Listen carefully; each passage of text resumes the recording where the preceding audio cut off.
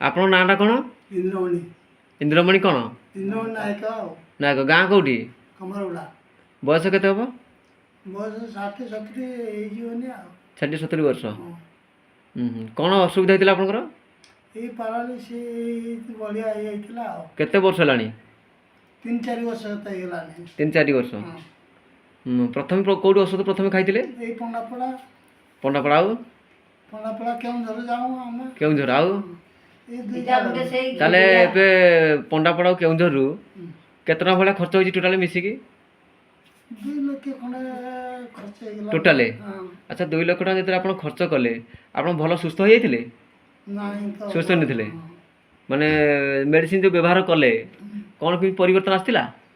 ସେ ପରିବର୍ତ୍ତନ ନାହିଁ। କିଛି ଆସିନଥିଲା, ଯେମିତିକି ସେମିତି। ହଁ। ହଁ, ତାହେଲେ ଏବେ ଆପଣ କ'ଣ କ'ଣ ବ୍ୟବହାର ସବୁ କରୁଛନ୍ତି? ଏବେ ଅଁଳା ରସ ଆଉ ନନି ପ୍ରିମିୟମ୍, ସ୍ପିରିଲୁନା ଖାଉଛନ୍ତି ଆଉ ମଲ୍ଟିଭିଟାମିନ୍ ଖାଉଛନ୍ତି। ଏଇଟା ଆପଣ କେତେ ଦିନ ହେଲେ ଖାଇଲେଣି? 2 ମାସ ହେଲାଣି। 2 ମାସ ହେଲାଣି। 2 ମାସେ। ଆଚ୍ଛା, 2 ମାସ ଆପଣ ବ୍ୟବହାର କଲା ଭିତରେ ଆପଣଙ୍କୁ କ'ଣ କେମିତି ଲାଗୁଛି? ଏବେ ପରିବର୍ତ୍ତନ କ'ଣ କ'ଣ ଆସିଛି?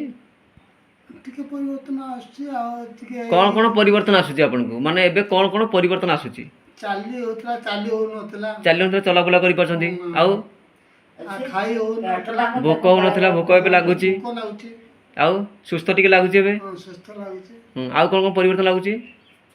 ଆଉ ସେତିକି ତ ପରିବର୍ତ୍ତନ ଲାଗୁଛି, ସୁସ୍ଥ ଲାଗୁଛି। ଠିକ୍ ଅଛି, ଆପଣ କଣ୍ଟିନ୍ୟୁ ୟୁଜ୍ କରନ୍ତୁ, ଆପଣ ସମ୍ପୂର୍ଣ୍ଣ ଭଲ ହେଇପାରିବେ। ବୁଝିଲା? ଆଗ ଅପେକ୍ଷା ବହୁତ ପରିବର୍ତ୍ତନ ହେଉଛି।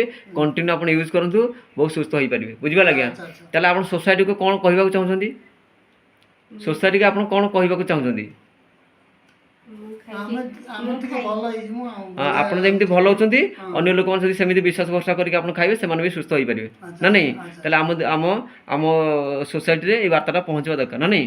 ଲୋକ ଆପଣ ସୁସ୍ଥ ହୁଅନ୍ତୁ ଆଉ ବହୁତ ଭଲ ହେଇପାରିବେ। ବୁଝିପାରିଲେ ଆଜ୍ଞା? ଠିକ୍ ଅଛି, ବହୁତ ବହୁତ ଧନ୍ୟବାଦ ଆପଣଙ୍କୁ।